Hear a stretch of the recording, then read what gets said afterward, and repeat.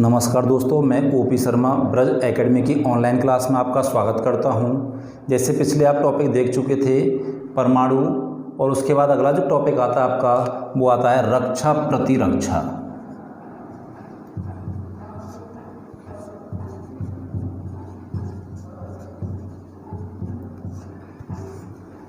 रक्षा प्रतिरक्षा अपने आप में इम्पॉर्टेंट है। उसका रीज़न क्या है? रक्षा जो करती है हमारी सेना करती है, और प्रतिरक्षा में हमारा आता है DRDO। उस पर आगे बात करेंगे। तो रक्षा प्रतिरक्षा में जो पहला टॉपिक आता है हमारा वो आता है सेना। अब सेना के बारे में अगर हम बात करते हैं तो भारतीय सेना को कितने भागों में बांटा गया है? तो जो हमारी भारतीय सेना है इसे 3 भागों में बांटा गया है। कितने भागों में? 3 भागों में। अब भारतीय सेना को 3 भागों में बांटा गया है। इनमें एक तो आती है हमारी थल सेना, दूसरी आ जाती है हमारी जल सेना, और तीसरी आ जाती है वायु सेना। अच्छा, वर्तमान में ये मैं कहूँ कि थल सेना अध्यक्ष कौन है तो मनोज मुकुंद नरवणे। Manoj Mukund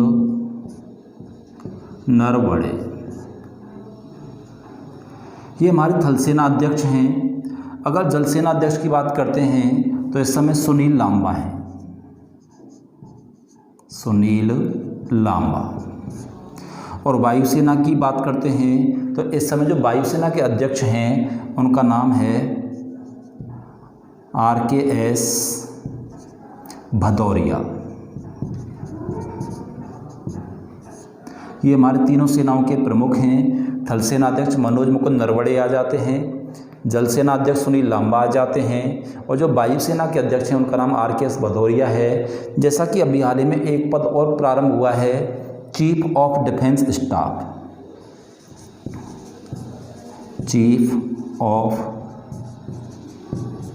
defence staff.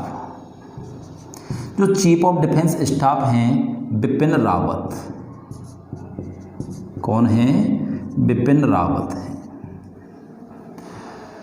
जो बिपिन रावत हैं ये पूर्व थल सेना अध्यक्ष हैं। तो भारतीय सेना की बात करते हैं तो भारतीय सेना को कितने भागों में बांटा गया? 3 भागों में बांटा गया है। तीनों भागों में बात करते हैं तो थल सेना आ जाती है, जल सेना आ जाती है, जल सेना को नौसेना भी कह देते हैं, और वायुसेना। तो थल सेना के जो अध्यक्ष हैं वर्तमान में वो मनोज मुकुंद नरवणे आ जाते हैं, जल सेना के अध्यक्ष सुनील लांबा आ जाते हैं, और वायुसेना के जो आ जाते हैं वो RKS भदौरिया आ जाते हैं। चीफ ऑफ डिफेंस स्टाफ जो हैं उनका नाम बिपिन रावत है। इम्पोर्टेंट क्वेश्चन हो जाता है तीनों सेनाओं का, यानी कि थल सेना, जल सेना और वायुसेना, इन तीनों सेनाओं का सर्वोच्च पदाधिकारी कौन होता है? सर्वोच्च पदाधिकारी। तो तीनों सेनाओं का जो सर्वोच्च पदाधिकारी होता है वो राष्ट्रपति होता है। कौन होता है? राष्ट्रपति। और वर्तमान में जो राष्ट्रपति हैं वो कौन हैं तो रामनाथ कोविंद। वर्तमान में हमारे जो राष्ट्रपति हैं वो कौन हैं? रामनाथ कोविंद हैं। तो ये सेना में बात आई। तो भारतीय सेना को कितने भागों में बांटा गया? 3 भागों में, थल सेना, जल सेना और वायुसेना। थल सेना अध्यक्ष मनोज मुकुंद नरवणे आ जाते हैं, जल सेना अध्यक्ष सुनील लांबा आ जाते हैं, वायुसेना के अध्यक्ष RKS भदौरिया आ जाते हैं। चीफ ऑफ डिफेंस स्टाफ के बारे में अगर मैं बात करता हूं तो बिपिन रावत आते हैं। तीनों सेनाओं का जो सर्वोच्च पदाधिकारी होता है वो राष्ट्रपति होता है, देश का प्रथम नागरिक भी होता है। जो वर्तमान में हमारे जो राष्ट्रपति हैं उनका नाम है रामनाथ कोविंद। ये तो बात तीनों सेनाओं की रही। अब तीनों सेनाओं में अगर कमीशन पद की बात करें, छोटा सा टॉपिक है, ज़्यादा बड़ा टॉपिक नहीं है, याद करने के लिए।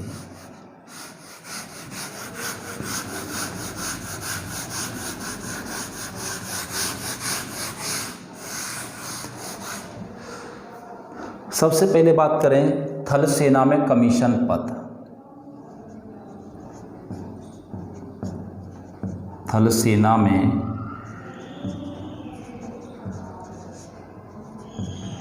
कमीशन पद। अब जो थल सेना में पदाधिकारी हैं, इनका जो सूत्र है एक, वो मैंने बनाया था, जले में विकले में केला। याद करने का आसान तरीका है, पदाधिकारियों को बार बार भूलते रहते हैं हम। तो थल सेना के जो पदाधिकारियों का सूत्र वो है जले में विकले में केला। जहाँ से जो हमारे पदाधिकारी आते हैं वो आते हैं जनरल। तो सेना में जो सर्वोच्च पदाधिकारी हैं वो कौन हैं? जनरल हैं। उसके बाद आते हैं लेफ्टिनेंट जनरल। इसके बाद आते हैं मेजर जनरल। इसके बाद आते हैं ब्रिगेडियर। फिल्म देखी होगी आपने तिरंगा, ब्रिगेडियर सूर्यदेव सिंह। का से आते हैं कर्नल। ला से आते हैं लेफ्टिनेंट कर्नल।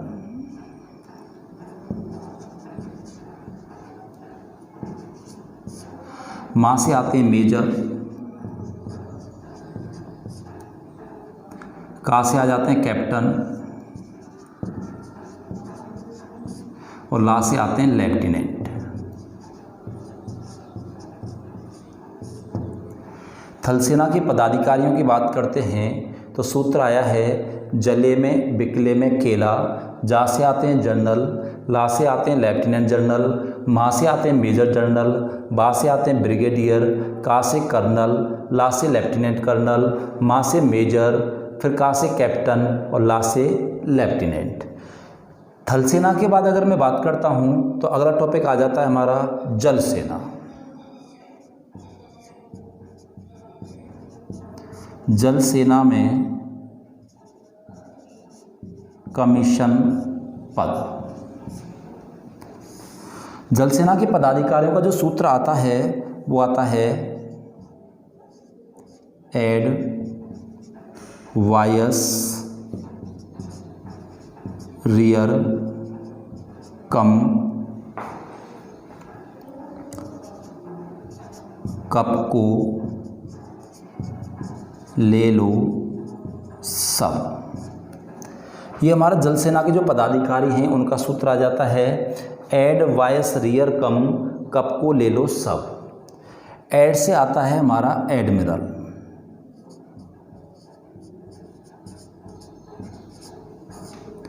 वायस से आता है वायस एडमिरल।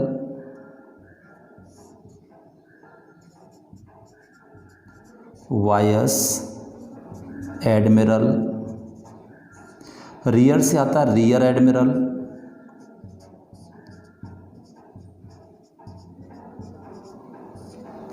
कम से आता है कमोडोर।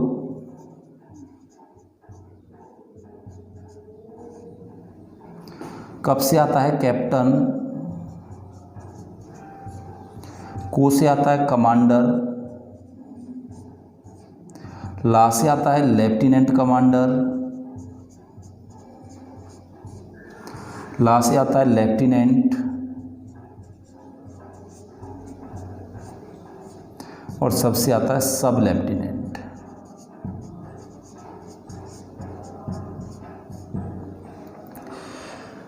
बात सबसे पहले आई थल सेना के पदाधिकारियों को याद करने की। जले में विकले में केला इसका सूत्र आया। जा से जनरल आता है, ला से लेफ्टिनेंट जनरल आता है, माँ से मेजर जनरल आता है, बा से ब्रिगेडियर आता है, का से कर्नल आता है, ला से लेफ्टिनेंट कर्नल आता है, माँ से मेजर आता है, का से कैप्टन और ला से लेफ्टिनेंट। अभी मैं बताऊंगा पेपर में क्वेश्चन कैसे पूछे गए थे, है ना। जल सेना में कमीशन पदों की बात करता हूँ तो एड वायस रियर कम कप को ले लो सब। एड से आता है एडमिरल, वायस से आता है वायस एडमिरल, रियर से आता है रियर एडमिरल, कम से आता है कमोडोर, कप से आता है कैप्टन, को से कमांडर, ला से लेफ्टिनेंट कमांडर, फिर ला से लेफ्टिनेंट है और सबसे सब लेफ्टिनेंट है। इसके बाद अगली सेना जो आती है हमारी वो आ जाती है वायुसेना। वायुसेना में कमीशन पद।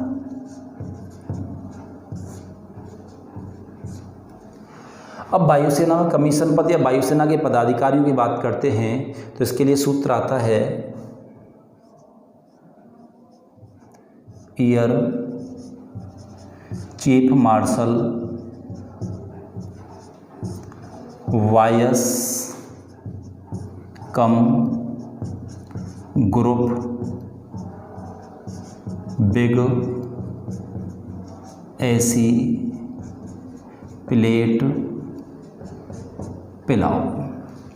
वायुसेना के पदाधिकारियों का जो सूत्र आता है वो क्या आता है, एयर चीफ मार्शल वाइस कम ग्रुप बिग एसी प्लेट पिलाओ। सबसे पहले बात करते हैं एयर चीफ मार्शल। ये हमारे वायुसेना के सबसे बड़े पदाधिकारी होते हैं, जो वर्तमान में कौन है तो RKS भदौरिया हैं। दूसरा आता है एयर शब्द का 4 बार प्रयोग है, इस बात को थोड़ा सा याद रखेंगे।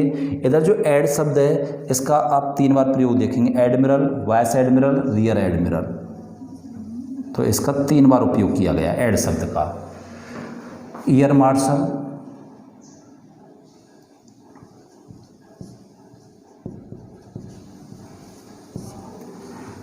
Air vice marshal,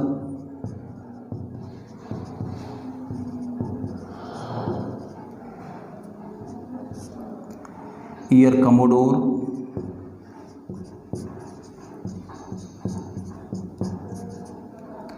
group captain,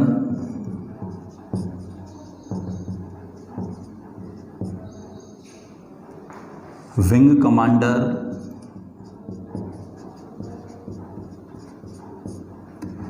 squadron leader.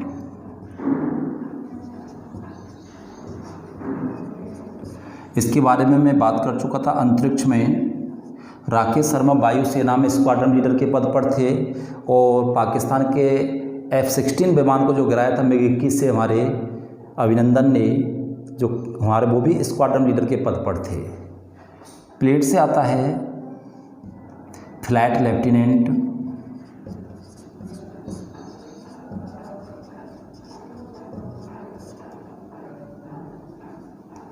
Flat lieutenant, और पिलाव से आता है फ्लाइंग ऑफिसर।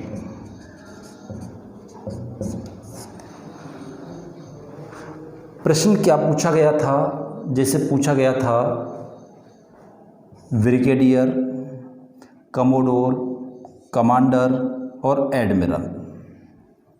पहला ऑप्शन, दूसरा ऑप्शन, तीसरा ऑप्शन और चौथा ऑप्शन। अब जब हमसे इस तरह का प्रश्न पूछा गया कि निम्न में से कौन सा भिन्न है, तो हमारे पास आंसर था ब्रिगेडियर, क्योंकि ये तीनों के तीनों पदाधिकारी तो हमारे नौसेना के हैं और जो ब्रिगेडियर हैं हमारे थल सेना के पदाधिकारी हैं।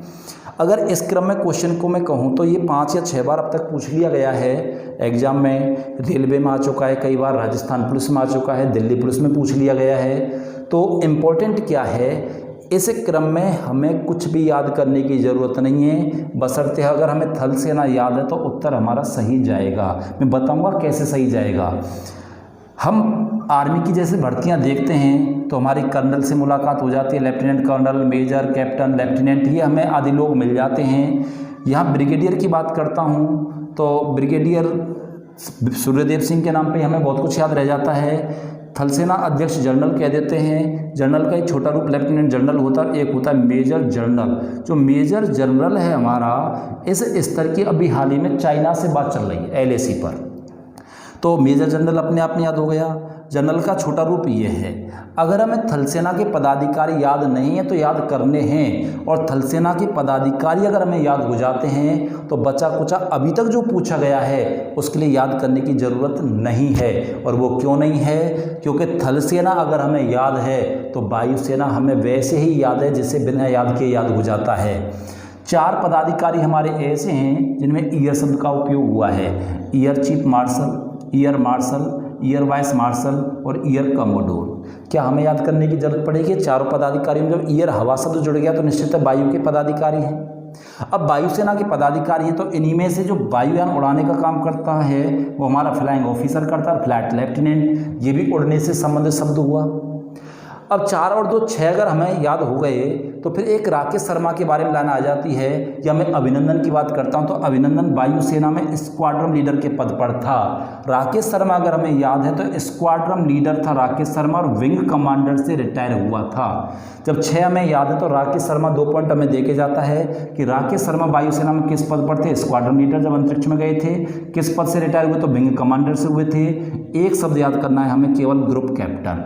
जब हमें थल सेना याद है, वायुसेना का उत्तर हमें बोर्ड से मिल जाता है या पदाधिकारी अपने आप उत्तर दे देते हैं, तो बचा कुछ यही तो हुआ। नौसेना तो याद करने में दिक्कत कहाँ रही। लेकिन अब बात आई है याद करने की ज़रूरत क्यों है। General, admiral, air chief marshal और फिर रख दिया आपका एक लेफ्टिनेंट। ये 3 हैं तीनों सेनाओं के सर्वोच्च पदाधिकारी, लेकिन लेफ्टिनेंट हमारा तीनों सेनाओं में से सर्वोच्च पदाधिकारी नहीं है, इसलिए करेक्ट आंसर ये होगा। इसलिए हमें याद करने की ज़रूरत पड़ जाती है। तो बात सेना की कर रहा था। भारतीय सेना को 3 भागों में डिवाइड किया गया था। थल सेना, मनोज मुकुंद नरवणे उसके अध्यक्ष हैं। वायुसेना आर.के.एस. भदौरिया आ जाते हैं। नौसेना अध्यक्ष या जल सेना अध्यक्ष सुनील लांबा आ जाते हैं। चीफ ऑफ डिफेंस स्टाफ जो हमारे हैं वो बिपिन रावत हैं। इधर तीनों सेनाओं का सर्वोच्च पदाधिकारी राष्ट्रपति होता है। सबसे पहले थल सेना के पदाधिकारियों की बात करते हैं या कमीशन पद की बात करते हैं, तो सूत्र आता है जले में बिकले में केला। जा की अगर मैं बात करता हूँ, जा से जनरल आता है, ला से लेफ्टिनेंट जनरल आता है, माँ से मेजर जनरल आता है, बा से ब्रिगेडियर, का से कर्नल आता है, ला से लेफ्टिनेंट कर्नल आता है, माँ से मेजर आता है, का से कैप्टन आता है और ला से लेफ्टिनेंट आता है। आगे अगर मैं बात करता हूँ जल सेना में कमीशन पद की, तो सूत्र आता है एड वायस रियर कम कप को ले लो सब। इनको याद करना, थोड़ा सा तोड़ के याद कर लेना, आसानी से याद हो जाएंगे। जैसे इसमें कोई दिक्कत नहीं है, सीधा चला जाता है। जले में बिकले में केला, ये थोड़ा बड़ा हो जाता है तो 2 हिस्सों में तोड़ दो। एड वाइस रियर कम कप को ले लो सब। एड से एडमिरल आता है, वाइस से वाइस एडमिरल आता है, रियर से रियर एडमिरल आता है, कम से कमोडोर आता है, कप से कैप्टन आता है, को से कमांडर, ला से लेफ्टिनेंट कमांडर, फिर ला से लेफ्टिनेंट आता है और सब से आता है सब लेफ्टिनेंट। वायुसेना के पदाधिकारियों की बात करता हूं तो सूत्र बड़ा है एयर चीफ मार्शल, वाइस कम ग्रुप, बिग ऐसी प्लेट पिलाओ। अब ईयर चीफ मार्शल में अगर बात करता हूं तो ईयर चीफ शब्द को ले लेते हैं, या ईयर का 4 बार प्रयोग यहाँ से स्टार्ट कर देते हैं। तो ईयर चीफ मार्शल, मार्शल से आता है आपका ईयर मार्शल, फिर वाइस आता है तो ईयर वाइस मार्शल, और कम आता है तो ईयर कमोडोर। ग्रुप की अगर हम बात करते हैं, ग्रुप कैप्टन आ जाता है, बिग से विंग कमांडर आ जाता है, एसी से स्क्वाड्रन लीडर आ जाता है, प्लेट से फ्लाइट लेफ्टिनेंट आ जाता है, और पिलाव से आ जाता है फ्लाइंग ऑफिसर। ये हमारे तीनों सेनाओं के सर्वोच्च पदाधिकारियों की लिस्ट रही। आप इसका स्क्रीनशॉट भी ले सकते हैं। इसके बाद अगर हम नए टॉपिक पे बात करते हैं तो इसी में जो दूसरा टॉपिक आता है हमारा, वो आता है DRDO या प्रतिरक्षा में।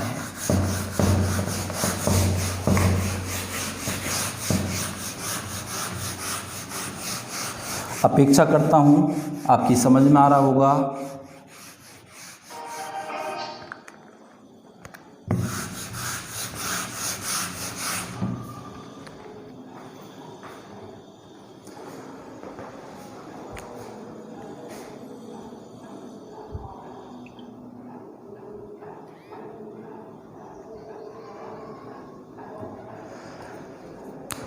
इसके बाद आपका टॉपिक आ जाता है अगला, और वो टॉपिक है DRDO।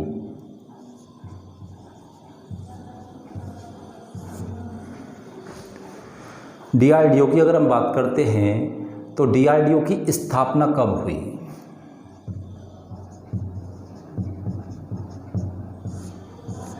तो DRDO की जो स्थापना हुई वो 1958 में। DRDO की स्थापना कब हुई? 1958 में हुई। DRDO का मुख्यालय कहाँ है?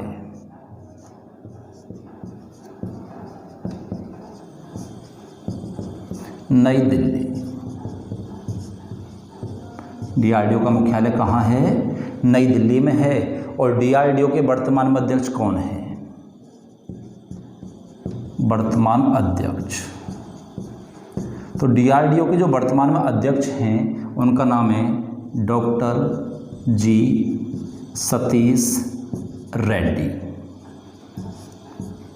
डीआरडीओ के जो वर्तमान में अध्यक्ष हैं उनका नाम क्या है? Doctor G Satish Reddy. तो डीआरडीओ की स्थापना कब हुई? 1958 में। डीआरडीओ का मुख्यालय कहाँ है? नई दिल्ली में। डीआरडीओ के वर्तमान अध्यक्ष कौन है? Doctor G Satish Reddy. DRDO के अगर पूरे नाम की मैं बात करता हूँ,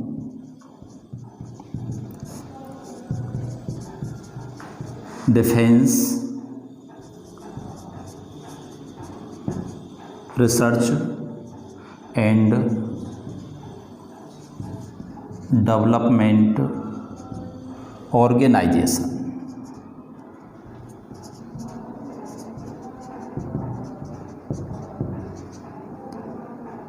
defence research and development organisation, Hindi में बात करूं तो रक्षा अनुसंधान एवं विकास संगठन। तो डीआरडीओ की स्थापना कब हुई? तो 1958 में। मुख्यालय नई दिल्ली में है। डीआरडीओ के जो वर्तमान में अध्यक्ष हैं उनका नाम है doctor G Satish Reddy. DRDO का पूरा नाम है defence research and development organisation. Hindi में बात करें तो रक्षा अनुसंधान एवं विकास संगठन। जो डीआरडीओ है ये स्वतंत्र रूप से अलग कब हुआ? तो ये स्वतंत्र रूप से अलग हुआ 1980 में। ये कई वैज्ञानिक संस्थाओं के साथ मिला हुआ था। ये बिल्कुल अलग या स्वतंत्र अस्तित्व में आता है 1980 में। बात आगे करें तो 1983 में अगर हम बात करते हैं तो एपीजे अब्दुल कलाम, जो 1983 में एपीजे अब्दुल कलाम हैं, इनकी अध्यक्षता में मिसाइल डेवलपमेंट ऑर्गेनाइजेशन की स्थापना हो जाती है। एपीजे अब्दुल कलाम के द्वारा एक किताब लिखी गई थी विंग्स ऑफ फायर। इनकी जो पुस्तक है उसका नाम है विंग्स ऑफ फायर। जो विंग्स ऑफ फायर है इसका हिंदी में अर्थ होता है अग्नि की उड़ान।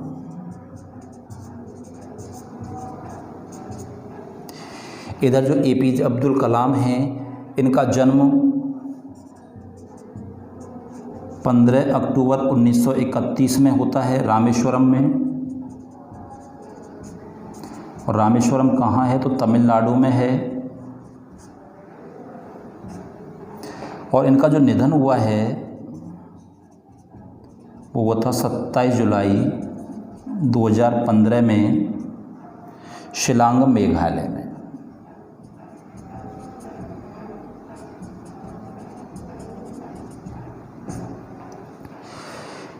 एपीजे अब्दुल कलाम को मिसाइल मैन कहते हैं। क्या कहते हैं इन्हें? Missile man. पॉइंट आया था डीआरडीओ की स्थापना कब हुई? तो 1958 में। मुख्यालय कहाँ है? तो नई दिल्ली में है। और डीआरडीओ के जो वर्तमान में अध्यक्ष उनका नाम है doctor G Satish Reddy. DRDO का पूरा नाम आता है defence research and development organisation. Hindi में बात करते तो रक्षा अनुसंधान एवं विकास संगठन। इधर डीआरडीओ की बात करते हैं तो ये स्वतंत्र रूप से कब अलग हुआ है? तो 1980 में हुआ था। इस समय जो देश की प्रधानमंत्री थी वो इंदिरा गांधी थी। प्रधानमंत्री कौन थी? इंदिरा गांधी।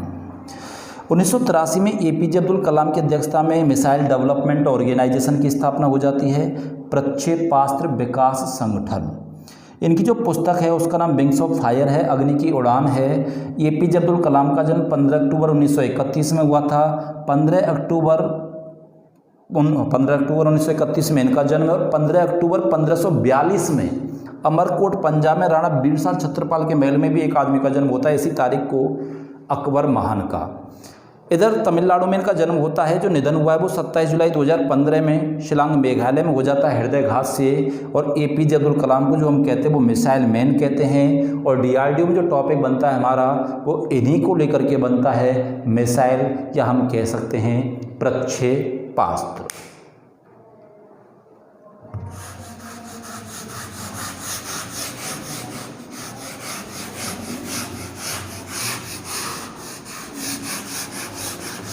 दोस्तों उन टॉपिकों पे बात करेंगे जिन्हें लोग पढ़ाते ही नहीं।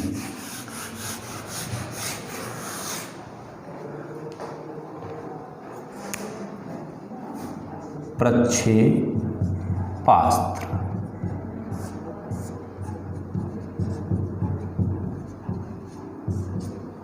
मिसाइल।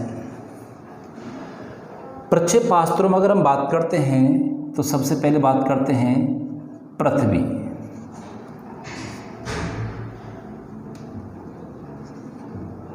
जो हमारा पृथ्वी है ये जमीन से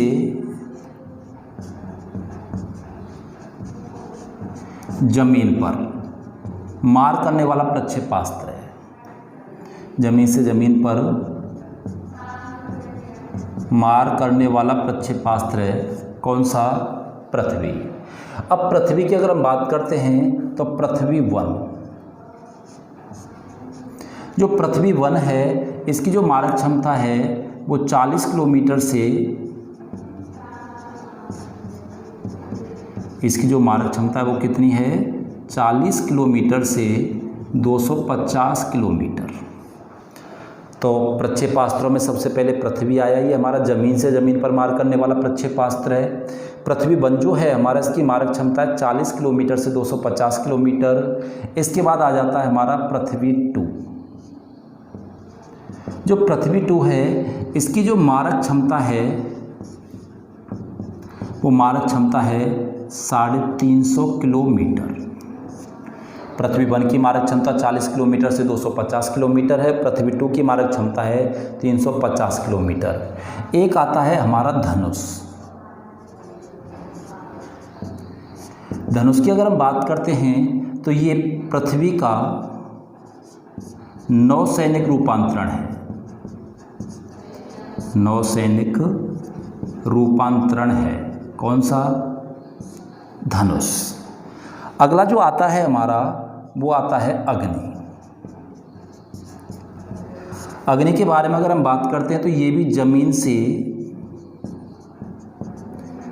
जमीन पर मार करने वाला प्रक्षेपास्त्र है।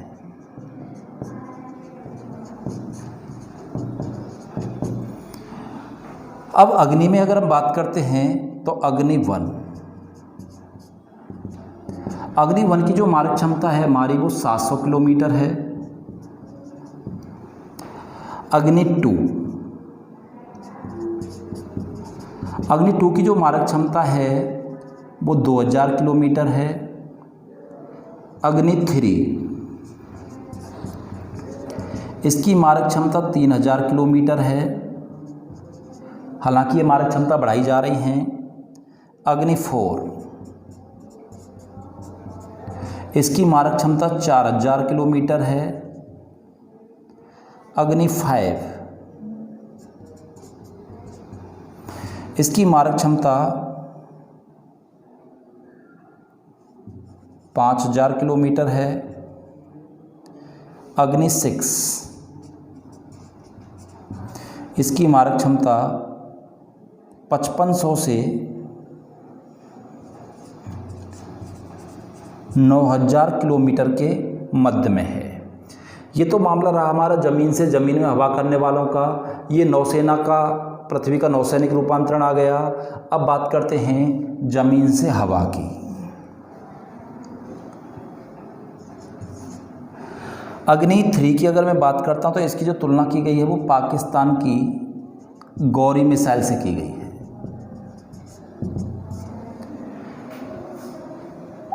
अगली मिसाइल पर बात करते हैं तो अगला प्रक्षेपास्त्र जो मिसाइल है हमारा वो आ जाता है त्रिशूल।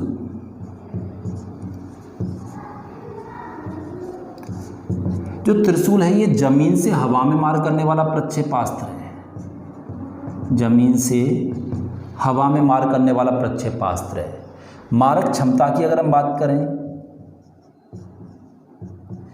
इसकी जो मारक क्षमता है हमारी वो आ जाती है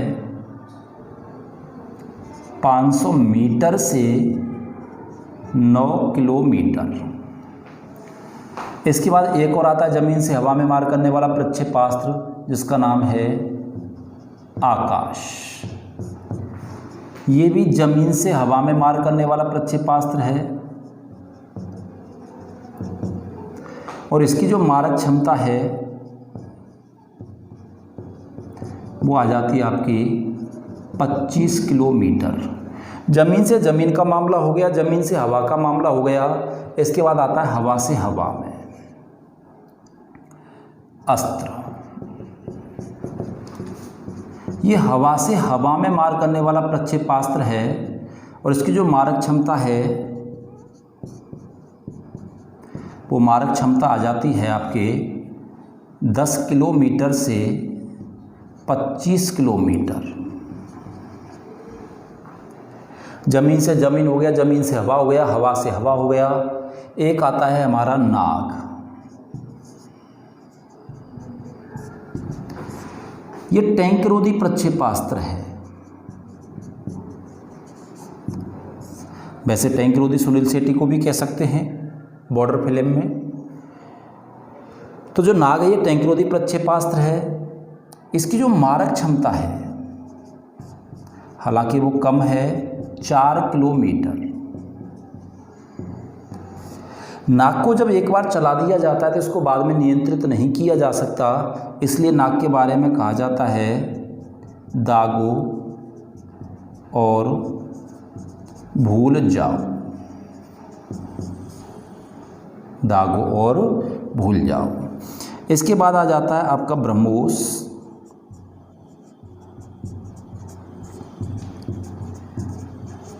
ये सतह से सतह पर मार करने वाला प्रक्षेपास्त्र है। जो ब्रह्मोस है इसकी मारक क्षमता 290 किलोमीटर है। इसे भी दागो और भूल जाओ। दागो और भूल जाओ। और क्या कहते हैं, पोतनाशक प्रक्षेपास्त्र। अब बात आई ब्रह्मोस के बारे में, तो जो ब्रह्मोस है ये सुपरसोनिक मिसाइल है। सुपरसोनिक। अब सुपरसोनिक के बारे में बात करेंगे, वो अभी आगे बात करेंगे, तब तक इसका स्क्रीनशॉट ले लें। पृथ्वी जमीन से ज़मीन पर मार करने वाला प्रक्षेपास्त्र है। पृथ्वी 1 की मारक क्षमता 40 किलोमीटर से 250 किलोमीटर है। पृथ्वी 2 के बारे में बात करते हैं तो इसकी मारक क्षमता 350 किलोमीटर है। धनुष के बारे में बात करते हैं, ये पृथ्वी का नौसैनिक रूपांतरण है। अग्नि, ये ज़मीन से ज़मीन पर मार करने वाला प्रक्षेपास्त्र है। अग्नि 1 की मारक क्षमता 700 किलोमीटर, अग्नि 2 की मारक क्षमता 2000 किलोमीटर है, अग्नि 3 की मारक क्षमता 3000 किलोमीटर है। इसकी तुलना पाकिस्तान की गौरी मिसाइल से, जिसको हथवा 4 के नाम से भी जाना जाता है। अग्नि 4 की मारक क्षमता 4000, 5 की 5000, अग्नि 6 की मारक क्षमता 5500 से 9000 किलोमीटर है। त्रिशूल जमीन से हवा में मार करने वाला प्रक्षेपास्त्र है। इसकी मारक क्षमता 500 मीटर से 9 किलोमीटर। ये जमीन से वायुयानों को गिराने में काम आ जाता है, जो लड़ाकू विमान होते हैं उन्हें। आकाश भी जमीन से हवा में मार करने वाला प्रक्षेपास्त्र है। इसकी मारक क्षमता त्रिशूल की तुलना में कई गुना अधिक है, 25 किलोमीटर। हवा से हवा में जो हमारे एयर जेट होते हैं और सामने दुश्मन का भी एयर जेट सामने हो तो हवा से हवा वाला काम करता है अस्त्र, और मारक क्षमता है 10 किलोमीटर से 25 किलोमीटर। नाग के बारे में बात करते हैं, ये टैंक रोधी प्रक्षेपास्त्र है। इसकी जो मारक क्षमता है वो 4 किलोमीटर है। इसे दागो और भूल जाओ प्रक्षेपास्त्र कहते हैं। ब्रह्मोस के बारे में मैं बात कर रहा था, ये सतह से सतह पर मार करने वाला प्रक्षेपास्त्र है। इसकी मारक क्षमता 290 किलोमीटर है। इसे दागो और भूल जाओ एवं पोतनाशक प्रक्षेपास्त्र कहते हैं। ये एक सुपरसोनिक क्रूज मिसाइल है। कैसा मिसाइल है? सुपरसोनिक क्रूज मिसाइल है। इसके बारे में मैं अभी बात करेंगे।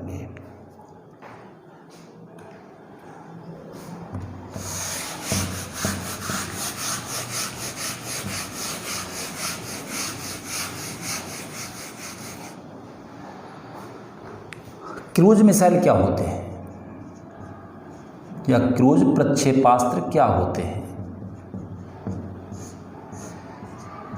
ऐसे प्रक्षेपास्त्र, कैसे? तो ऐसे प्रक्षेपास्त्र जो अपना निशाना स्वयं साधते हैं।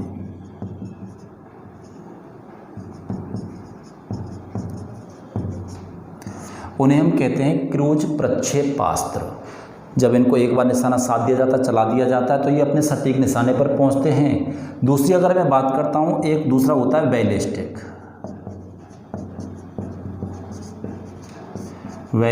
प्रक्षेपास्त्र। जो बैलिस्टिक प्रक्षेपास्त्र हैं, इनके बारे में अगर हम बात करते हैं तो ऐसा प्रक्षेपास्त्र, कैसा? ऐसा प्रक्षेपास्त्र जिन्हें चलाने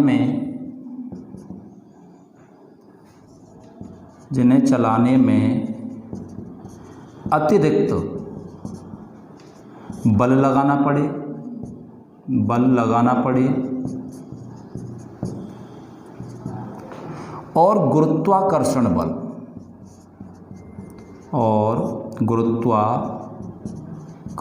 बल के सहारे छोड़ दिया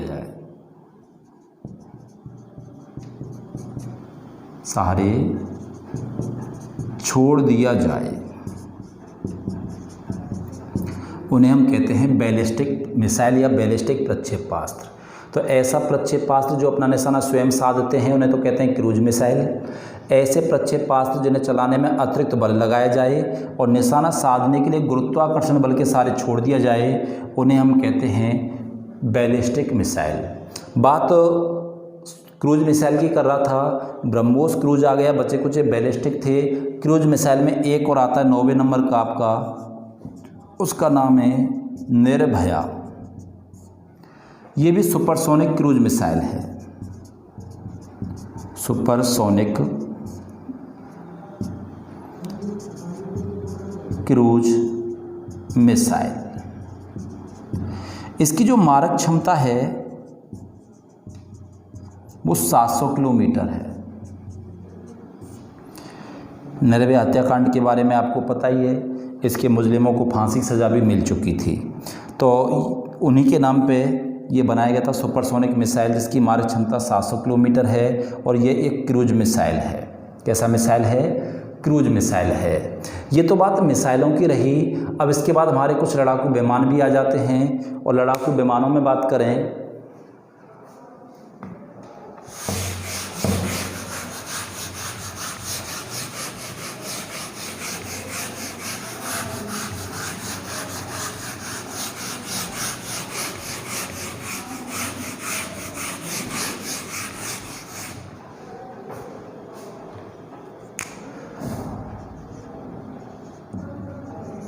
लड़ाकू विमान तेजस। स्वदेश तकनीकी से निर्मित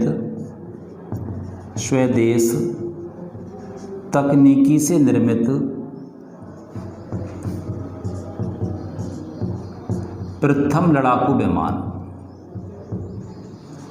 स्वदेश तकनीकी से निर्मित प्रथम लड़ाकू जो विमान है हमारा, वो कौन सा है?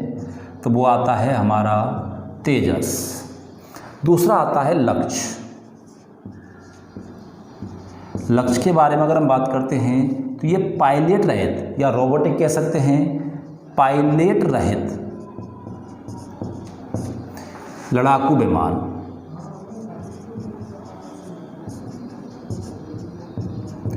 तो स्वदेश तकनीकी से निर्मित प्रथम लड़ाकू विमान कौन सा है? तो तेजस है। और पायलट रहित जो लड़ाकू विमान है वो हमारा लक्ष्य आ जाता है। और इन दोनों का जो कॉम्बो आता है उसका नाम है निशांत। स्वदेश तकनीकी से निर्मित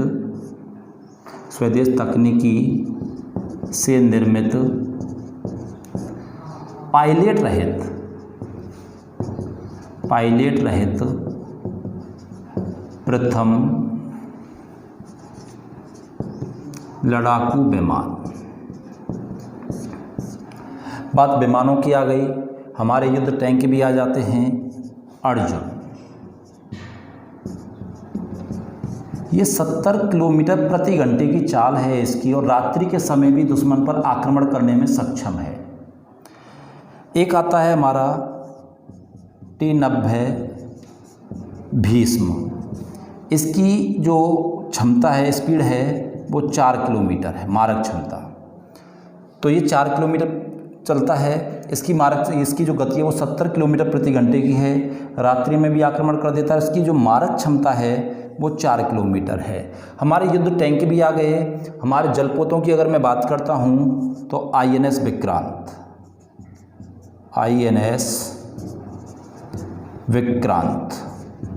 जो INS विक्रांत है ये भारत का सबसे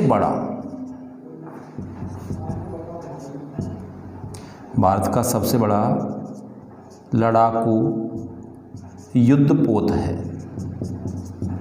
इसका जलावतरण डॉक्टर मनमोहन सिंह जो प्रधानमंत्री थे हमारे, कोची में किया था।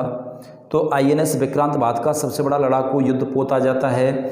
T-90 भीष्म हमारा और अर्जुन ये टैंक आ जाते हैं, लड़ाकू विमान आ जाते हैं। अभी हाल ही में भारत ने कुछ लड़ाकू विमानों का सौदा भी किया था, जिसमें एक तो आया था हमारा राफेल, ये फ्रांस से आया था। एक आया था चिनूक। जो चिनूक है ये अमेरिका से आया था, और जो चिनूक है ये युद्ध सामग्री ले जाने में सक्षम है। क्या ले जाने में? युद्ध सामग्री ले जाने में सक्षम है। अभी हाल ही में इनका सौदा हो चुका है, आगे भी बात चल रही है। तो पॉइंट आ जाता है हमारे लड़ाकू विमान में तेजस है, स्वदेश तकनीकी से निर्मित प्रथम लड़ाकू विमान। लक्ष्य पायलट रहित लड़ाकू विमान, निशांत स्वदेश तकनीकी से निर्मित पायलट रहित प्रथम लड़ाकू विमान है। अर्जुन टैंक है, T-90 भीष्म टैंक है, INS विक्रांत हमारा युद्धपोत है, राफेल और चिनूक। राफेल लड़ाकू विमान है और चिनूक युद्ध सामग्री ले जाने में सक्षम है, जो अमेरिका से लिया गया है। इसके बाद एक और आ जाता है हमारा रॉकेट लॉन्चर के बारे में अगर हम बात करें, पिनाका एक रॉकेट लॉन्चर है।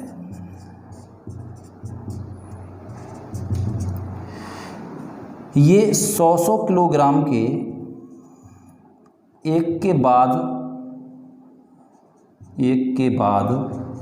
एक 12 प्रक्षेपास्त्र